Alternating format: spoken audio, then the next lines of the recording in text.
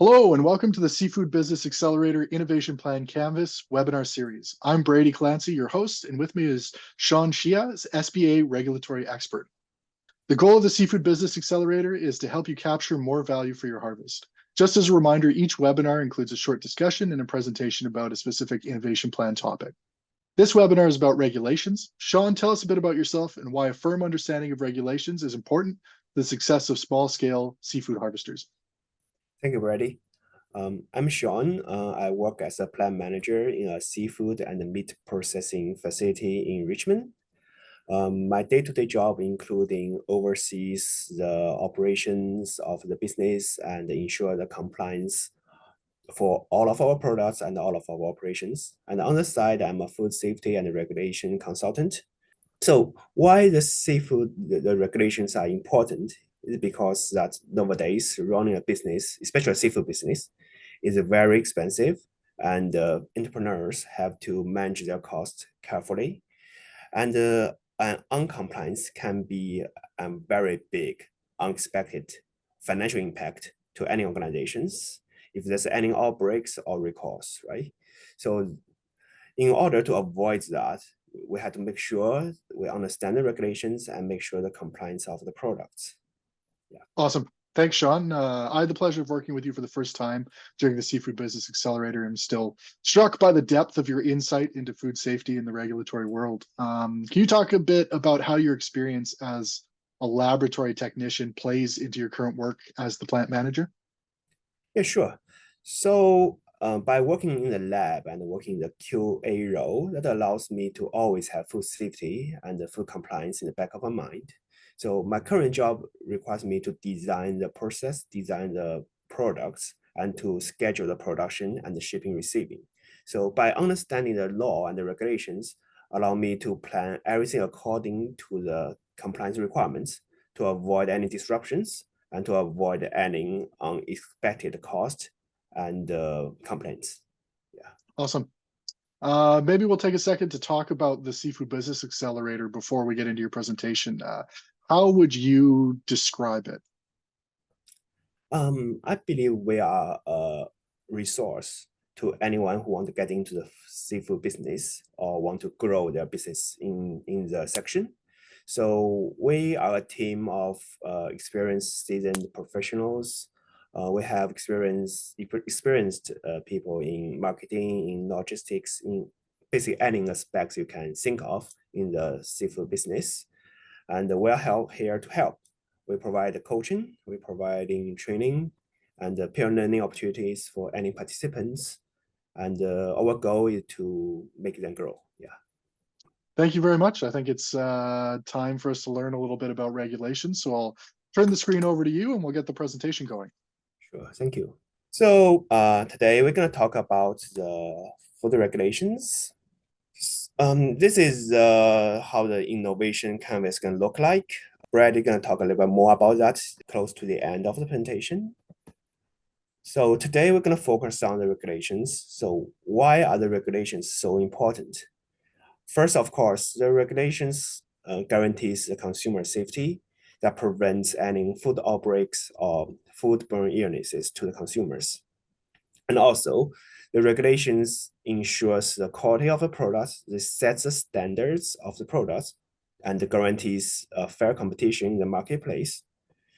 The regulations also sets the limits to market access and to set the barriers to international trade, which we have to conquer in order to grow our business globally. And it also sets the requirements for ethical obligations, such as work safety or environmental impacts, such as sustainabilities.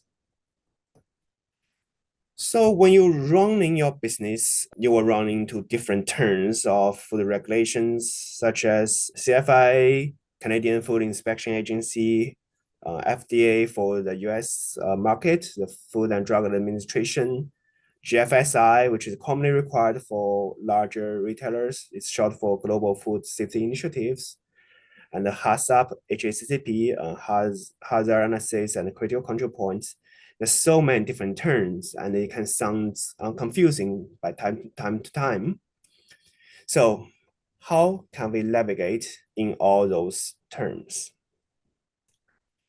In order to not be lost in the regulations, the first thing you need to know is that regulations, all they want is to make sure you produce a safe and good quality product. The first step of knowing the regulation is actually to know your product. The first question you need to ask yourself is that what makes your product safe? There are many elements that contribute to the safety of the product. Your facility environment is an important factor, such as the temperature of your cold storage, the cleanliness of your processing area, and the food itself can have some inherent parameters that make this safe. For example, a dried fish, the dryness is the key hurdle to prevent any foodborne illness. A canned fish, the canning process, the canning itself, makes the product safe. And there's your process control, such as smoking, canning, freezing. Those are the key process that contributes to safety. And there are ingredients that can affect food safety, such as preservatives and such as allergens. Once you learn your own products, the next question you need to ask yourself is that what can go wrong? What can make my product unsafe? So all those elements we just discussed, they can all be abused. So the temperature in your freezer can go wrong. Your facility can be contaminated with listeria, and there are some inherent hazards in any products. For example, unfresh fish can contain high level of histamine. And for any larger fishes, they can accumulate heavy metal. And for bottom feeders like oysters, they tend to have high risk of toxins. And your process control can be invalid. So when we talk about validity of any process control, that means 100% fair proof. So the smoking or your canning process can run perfectly 99%, but that's not valid enough. There's still 1% of chance that the products can fail and cause an outbreak. And of course, there are contaminants everywhere. So not sure if you are aware, 45% of all human beings, all of us, we are carriers of Staphylococcus aureus, which is a contaminant, a pathogen that producing a toxin, which will lead to diarrhea, vomiting, and also like listeria, which we hear a lot in the records. They are environment burn pathogen. They are literally everywhere. So all those factors can make the products unsafe and leads to an outbreak and a recall. So for the regulations, what they want is a 100% fail-proof system. Each piece of the product you send to the market is safe. So how can we do that? So in order to make sure your products are safe, you need to know your operations. So the regulations requires that your operations are always managed. The food operation or seafood operation can be very lengthy. So we're looking at from the farm to the fork. So from the farm, we have the harvesting of the fish product. We have a purchasing of any packaging materials or raw materials. We have receiving. We have storage the products, if fresh or frozen. We will have processing such as cooking, cutting, packaging of the products, labeling of the products, then ship the products out, and that's where the products finally end up with the consumer. So each company plays different role in the supply chain, and depending on your role in the supply chain, you need to ask yourself, what can go wrong in my steps? So each step in the logistic chain are subject to different risks and have a chance to be compromised. For example, when you're harvesting your oysters or shellfish, there's a chance of contaminated seawater and lead to marine toxins. When you're purchasing your ingredients, there's always a risk of fraud.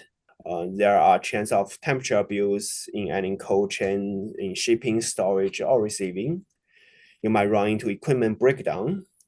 You might have a few employees fail to observe the personal hygiene practices, or you might have mislabeling or fail to declare certain allergens in your package. And all this can end up in consumer complaints or even an outbreak. So the regulations requirements is that being a business or a company, you need to show you have consistent management control and showing the evidence of due diligence. When we talk about consistent management control, that means written procedures, written standard operating procedures or SOPs that covers your day-to-day operation. And when we talk about evidence of due diligence, that means records. So every step of your operation should have a piece of record showing how this operation was performed and what are the key parameters that you inspect during operation. The last step is to know your market. So your market can be as small as your local community, or it can grow bigger to across BC, across Canada, or even across the globe. Keep that in mind when you grow your business, grow your market. The first barrier you will face to entering any market is the regulation. So when your business start to grow bigger and bigger to go across provinces within Canada, you will start to face the first barrier. That is the CFA federal registration, which is required for shipping any manufactured products across provinces. And when you go into like Quebec or Ontario, the Charter of French language, they play an important role in those provinces. Then you will start facing different requirements for labeling for the French language. And when you grow even bigger to different country, you will start to have foreign registrations, and many countries requires health certifications for seafood items. And in order to get those health certifications, you need to run an export certification control program or ECCP, which is mandatory by the CFIA to have. So those sound very complicated, and they are. The bigger the market is, the more complex the regulation gonna be, and there will be more regulatory risks if you're not in compliance. In order to navigate those risks, the company must have the ability to allocate the resources for the regulations, also to interpret the regulations. That's how they can ensure the compliance. So far, we've been only talking about the regulations, but within the safe market, a lot of times the requirements are more than just the regulations. There are consumer or customers' expectations, and there are different level of certifications. And one of the most common certifications you will hear or learn is the GFSI certification, Global Food Safety Initiative. It actually includes a set of certifications that are benchmarked by the GFSI organization, which include like SQF, BRC. All those certifications are required for you to enter any larger chain of retailers, such as Loblaw, Sobeys, or Cisco. So the GFSI certifications, their standards goes above and beyond the regulations. In order to get to the certification, that means your organization have to go above and beyond the regulation as well. And besides the food safety elements, you will have the other certification requirements, such as organic, sustainability, such as MSC, BAP, best agriculture practices, or some other requirements such as kosher. All these certifications, they have their own sets of standards that you have to be in compliance with. Okay, just to summarize what we have just discussed. So for a business to understand their compliance map, there are three major elements you have to look into. The first element is the product regulations. You need to know what are the standard of identity that was set for your products. What are the ingredients go into your products, and what are the inherent risks that are associated with your product. Then secondly, you need to understand your process, understand what process makes your product safe, understand your role that you are playing in the logistic chain.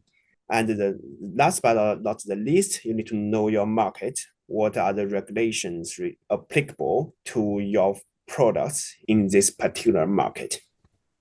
So all of this already sounds very complex, I understand, but it can get much trickier when we talk about some detailed scenarios. I will give some examples.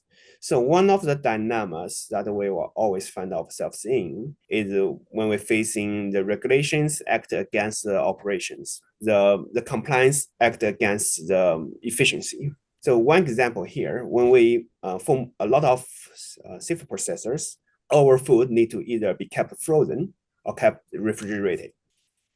So to make sure the fresh seafood is safe, the CFA they requires the food to be kept under 4 degrees at all time, which sounds all simple and straightforward. Until one day, one of the employees saying that I feel too cold, I cannot work here anymore. So at that time, the managers are facing a dilemma to being compliant with the regulations or lose your labor force.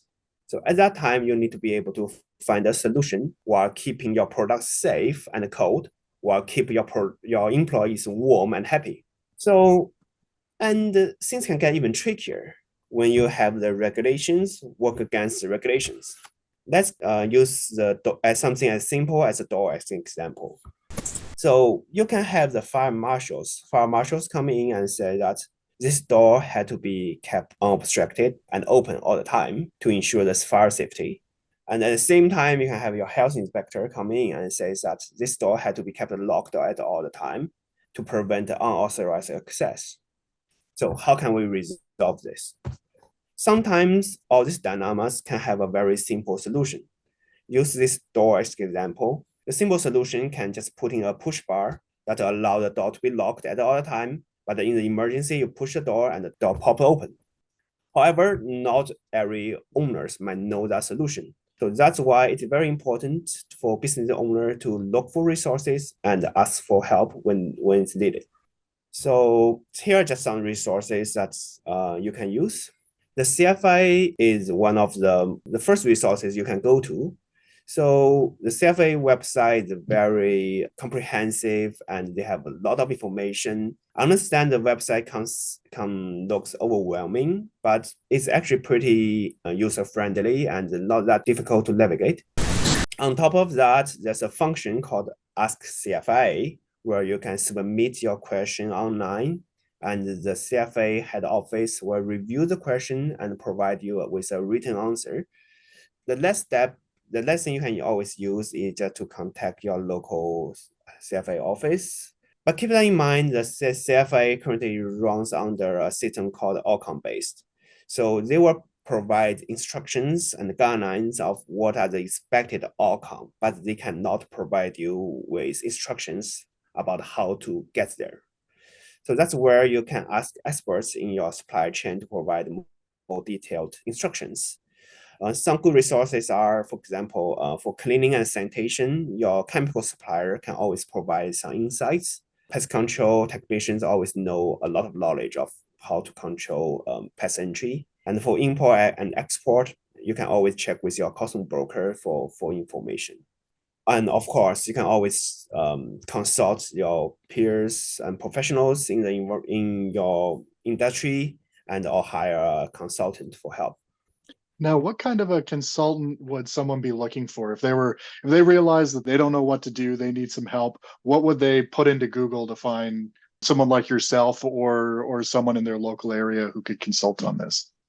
So if you have some questions you want to consult to a consultant, you can Google for food safety consultants, food regulation consultants. For CFA, like Google for PCP, Preventive Control Program consultants. But be careful, right now there's too many consultants, to be honest.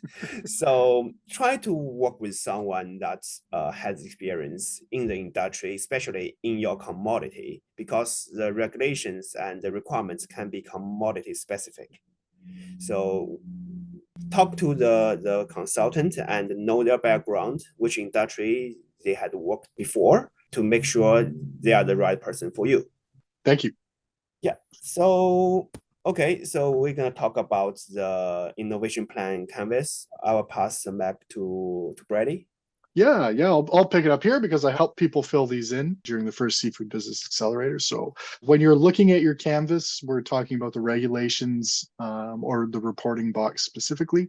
So start with outlining the areas where you may need certifications. We talked about those different levels. There's the local, there's the product, there's the process, there's the market specific regulations. This in the document I listed as local, international, and customer driven, just some different terminology. Under each heading lists the certifying bodies or certification names that you'll need to pursue. So this is kind of an example of what you'd have in your box. So locally, this business may need to talk to their health authority, the Vancouver Island Health Authority, to set up their processing facility. They'll have to talk to CFIA to look into their Safe Food for Canadians license. They'll need to get HACCP, HACCP. Internationally, they may want to go to the US, so they got to start thinking about FDA. There's some other stuff that goes along with that they haven't listed in here, and that's what you'll learn as you go along, that this is just the initial step, and as you go you'll be adding to this as you learn new things. And then the customer driven stuff for the market side, they want US organic certification for their clients in the US. So the next steps for you who is watching this and wanting to continue working on your innovation plan, you keep working on it, take a stab at identifying the regulations that will affect you and your business. Watch the rest of the webinars, and then once you've gone through the whole process, revisit each box again and see how it's changed as you've learned more and more.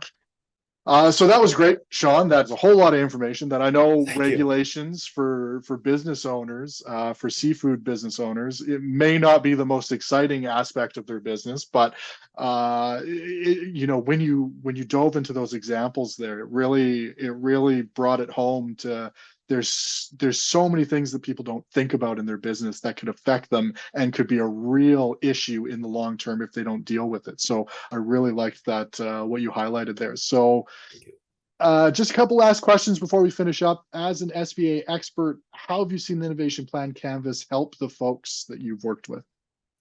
Yeah, sure. So the Canvas is a very direct presentation of any questions.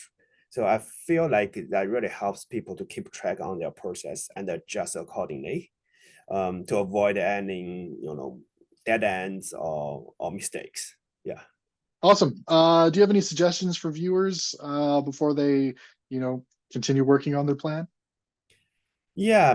My suggestion actually, do your homework, learn your products, learn your process before contacting any consultants. Make sure get your questions ready. You'll be surprised how many times people come to me and say, hey, I want to book 1 hour of your time, and come to me unprepared without any solid questions they want to ask. So be prepared, then we are here to help. Yeah. Awesome. Great advice. So I just want to thank you again for your time and for putting that presentation together and for presenting with your knowledge. It's a lot of rich knowledge and a lot of great experience that I think a lot of people will benefit from. So thanks again, Sean. Thank you very much, Brady. So the next webinar is on target market, but remember, you can watch any of these videos in any order that you want and as many times that you like. So thanks for checking it out, and we'll see you on the next one. Thank you.